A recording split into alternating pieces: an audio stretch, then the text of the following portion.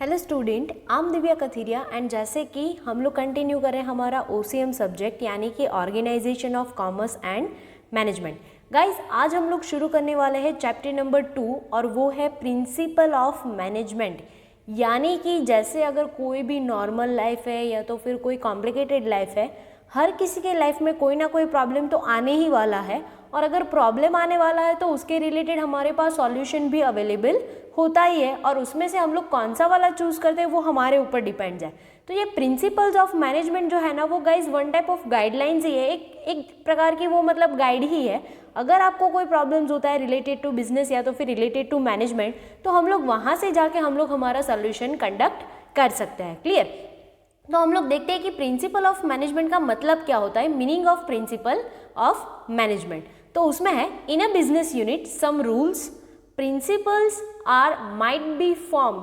अगर कोई भी बिजनेस है तो उसमें कोई ना कोई रूल्स रेगुलेशन, कोई प्रिंसिपल्स फ्रेम किए ही जाएंगे। क्यों?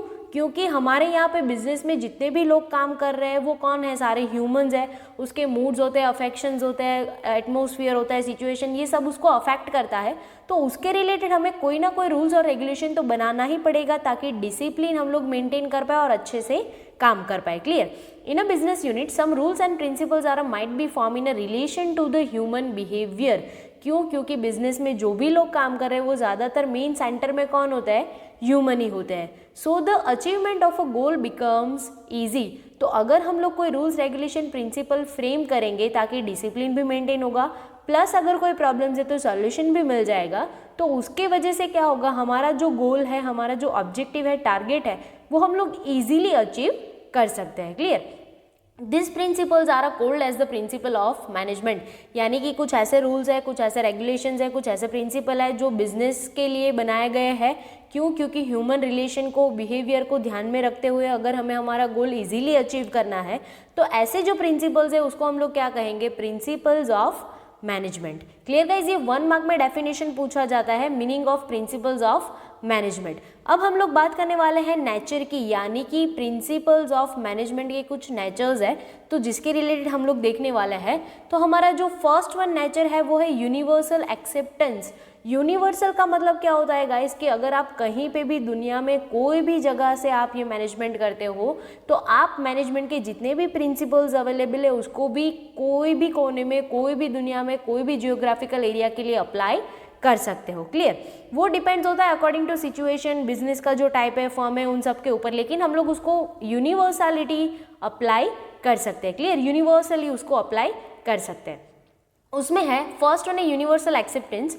It can be applied to most of the business unit. यानी कि जहाँ पे भी मैनेजमेंट की रिक्वायरमेंट होती है वहाँ पे हम लोग उसके प्रिंसिपल को भी इजीली फॉलो कर सकते हैं और उसको अप्लाई कर सकते हैं। प्रिंसिपल्स का मतलब गाइस सिंपल इन सेंस हम लोगों को दिमाग में क्या रखना है जब भी प्रिंसिपल्स ऑफ मैनेजमेंट वर्ड आता है, कुछ रूल्स और रेगुलेशन और कुछ गाइडेंस यानी कि सॉल्यूशन जिसके वजह से गोल इजीली अचीव हो जाएगा। Clear?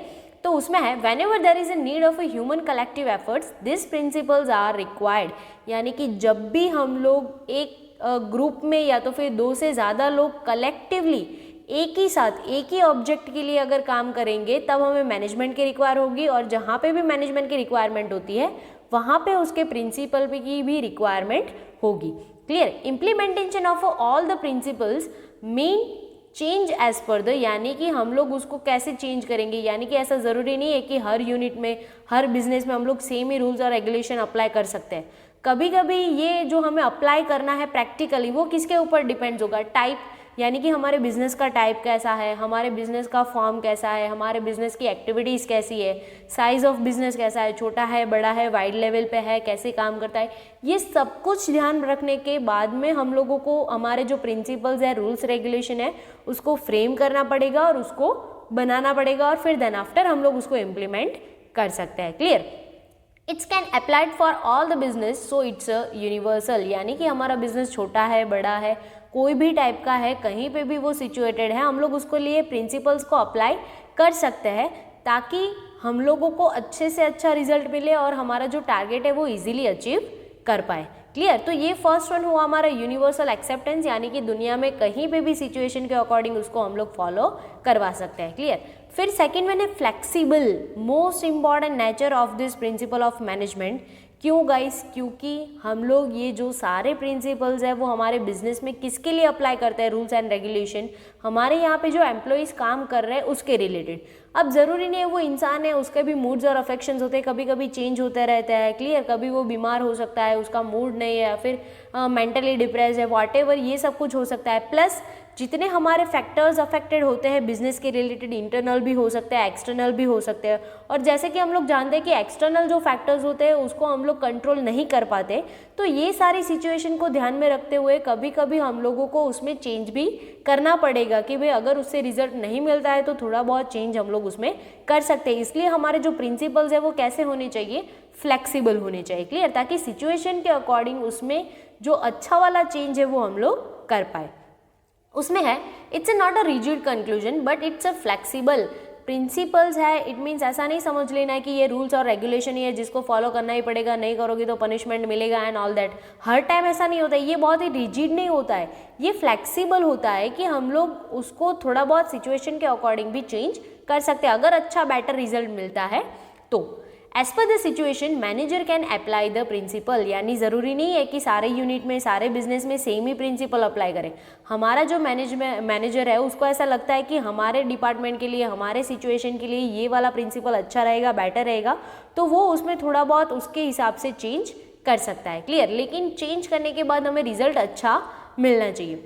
Manager is allowed to effect the change according to requirement, यानी कि मैनेजर को पता होगा कि हमारे डिपार्टमेंट में कैसी रिक्वायरमेंट है, कैसी नहीं है, या तो फिर क्या चेंज करेंगे तो अच्छा रिजल्ट मिलेगा, एम्प्लॉयज़ अच्छे से काम कर पाएंगे, जो हमारा ऑब्जेक्टिव है वो इजीली अचीव हो जाएगा। तो रिक्वायरमेंट जैसी है उसके अकॉर्डिंग हमें थोड़ा बहुत उसमें चेंज करना पड़ेगा, clear. For large unit principles of a division of a work में बी अप्लाइड यूनिफॉर्मली, यानी कि अगर कोई बहुत बड़ा यूनिट है जिसमें बहुत सारे एम्प्लॉयज़, बहुत सारे लोग एक साथ काम करते हैं, तो ज़रूरी नहीं है कि हम लोग सारे लोगों के लिए एक ही साथ काम करवाएं। ऐसा भी कर सकते हैं ना कि हम लोग हमारा जो काम है उसको एबिलिटी, स्किल और डिपार्टमेंट ग्रुप के वाइज डिवाइड कर सकते हैं, ताकि सब लोग एक साथ मिलके काम ना करें, लेकिन सब एक ऑब्जेक्टिव के लिए ही काम करेंगे, लेकिन काम को हम लोग क्या कर देंगे, थोड़ा थोड़ा डिवाइड कर देंगे, ताकि सारा जो काम है वो एक साथ इजीली हम लोग अच्छे से कंडक्ट कर पाए, clear.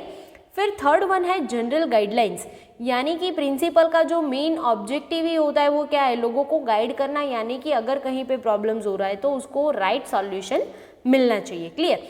It's a result of experiment gain by different expert, यानी कि मेन जो है प्रिंसिपल ऑफ रूल्स या फिर रेगुलेशन फ्रेम कौन करता है, जो सबसे ज़्यादा एक्सपर्ट, सबसे ज़्यादा नॉलेजेबल पर्सन होगा वो। और ये प्रिंसिपल क्या होता है, जनरली जो हमारे एक्सपर्ट्स होते हैं उनका जो एक्सपीरियंस होता है उसके बेसिस के ऊपर से उन लोगों ने प्रिंसिपल फ्रेम किए होते हैं कि भाई जो भी वॉटेवर उनका एक्सपीरियंस है कि अच्छा है, बुरा है, तो ये प्रिंसिपल अच्छा रहा, इससे रिजल्ट बेटर मिला, वॉटेवर, तो उन लोगों का क्या है, पूरा जो लाइफ का एक्सपीरियंस है ना, उनका एक कंक्लूजन है, यानी कि ये पहले प्रैक्टिकली अप्लाई हो चुके हैं, क्लियर। फिर है sometime the business unit arise a complex problem, business है, फ्यूचर पे ऊपर टोटली डिपेंड है, फ्यूचर हमारा अनसर्टेन है, तो कभी भी कोई भी बड़ी छोटी प्रॉब्लम्स आ सकती है।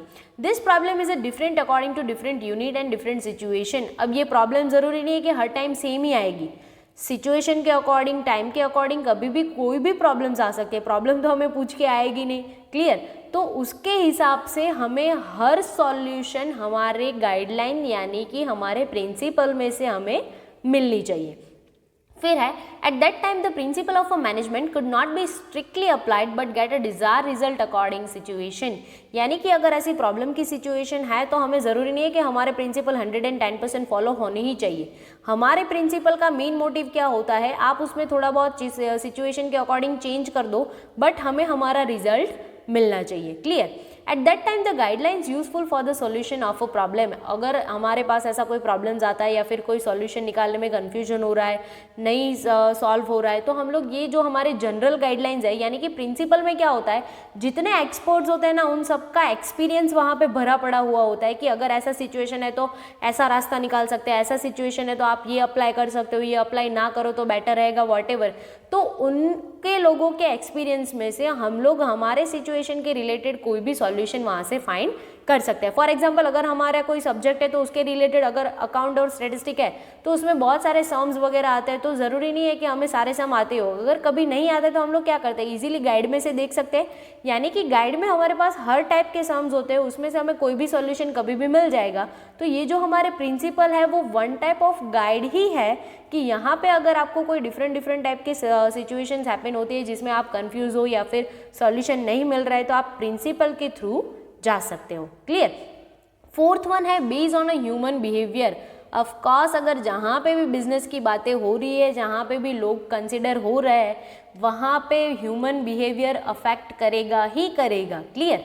Human is the centre of the management, यानी कि सारा जो मैनेजमेंट होता है वो ह्यूमन ही करता है, ह्यूमन के लिए ही करता है। और सबसे मेन इंपॉर्टेंट कि हमारा जो लाइव असेट है वो हम किसको कंसिडर करते हैं, हमारे स्टाफ, हमारे एम्प्लॉय को। Clear. It's a directly related with the human behaviour. Of course अगर इंसान है तो उसका बिहेवियर भी होगा, उसके मूड्स, अफेक्शंस, रिलेशन, क्लियर, ये सब कुछ होने वाला है।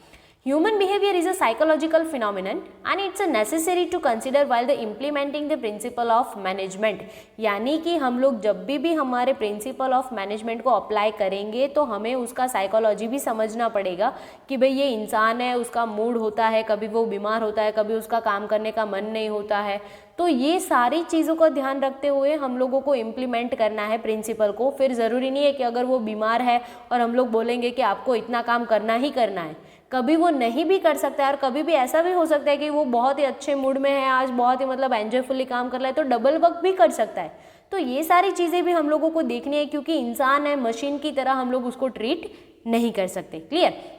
और फिर लास्ट वन है कंटिंजेंसी, यानी कि अगर बिजनेस है, फ्यूचर पे डिपेंड्स है, फ्यूचर अनसर्टेन है, तो कोई भी कभी भी अचानक से कोई भी सिचुएशन हैपन हो सकती है। यानी कि कंटिंजेंसी का मतलब क्या होगा, सडनली कोई भी चीज़ें हैपन हो सकती है। It's a one of the element to apply the principle of management, यानी कि ये बहुत ही अच्छा एक एलिमेंट है कि जहाँ पे सबसे ज़्यादा प्रिंसिपल ऑफ मैनेजमेंट की रिक्वायरमेंट होती है, क्योंकि सडनली कोई चीज़ें हैपन होती है तो उसके लिए सॉल्यूशन सडनली ढूंढना थोड़ा मुश्किल हो जाता है। तो एट दैट टाइम हम लोग डायरेक्टली जो हमारे गाइडलाइंस है, हमारे प्रिंसिपल ऑफ मैनेजमेंट है, उसका हम लोग हेल्प ले सकते हैं। Clear. Achievement of a goal becomes easy with the taking a required decision through the principle of management in unavoidable situation, यानी कि कोई सिचुएशन ऐसी है कि जिसको हम लोग इजीली अवॉइड नहीं कर सकते, और अगर अवॉइड किया तो हमें बहुत ज़्यादा नुकसान या फिर लॉस हो सकता है। तो ऐसी चीज़ों के सॉल्यूशन के लिए हम लोग हमारे जो प्रिंसिपल्स ऑफ मैनेजमेंट है उसको यूज़ कर सकते हैं। Clear. This criteria of being a fair and reasonable, यानी कि ये क्राइटेरिया कैसे होने चाहिए, रिजनेबल होने चाहिए, फेयर होने चाहिए। फिर ऐसा नहीं है कि भाई चलो हम लोगों को प्रिंसिपल को फॉलो करना है तो 110% उसको स्ट्रिक्टली फॉलो करो। कभी सिचुएशन के हिसाब से फॉलो हो सकता है, कभी ना भी हो सकता है, कभी ज़्यादा भी हो सकता है, कभी कम भी हो सकता है। Clear. Pay the appropriate and reasonable wages to the employees, अगर हमारे यहाँ पे कोई एम्प्लॉयज़ काम कर रहे हैं तो हमारा रिस्पॉन्सिबिलिटी बनता है कि हम लोग उसको सेटिस्फेक्शन मिले, उसके स्किल, एबिलिटी और वर्क के अकॉर्डिंग हम लोग उसको प्रॉपरली वेज, सैलरी प्रोवाइड करेंगे। Clear guys. तो ये हो गई हमारी सारी जो बातें हैं नेचर के रिलेटेड, और वो भी किसके नेचर थे, प्रिंसिपल ऑफ मैनेजमेंट। हमारे पास टोटली 5 हमारे पास नेचर अवेलेबल थे। फर्स्ट वन था, एक तो हम लोग उसको यूनिवर्सली अप्लाई कर सकते हैं, यानी कि यूनिवर्सल एक्सेप्टेंस। फिर सेकेंड वन था फ्लेक्सिबल, सिचुएशन के अकॉर्डिंग चेंज होना चाहिए। फिर है जनरल गाइडलाइंस, यानी कि कोई भी प्रॉब्लम का कोई भी सोल्यूशन आपको मिल सकता है, क्योंकि ये एक्सपर्ट का पूरा एक्सपीरियंस होता है वहाँ पे।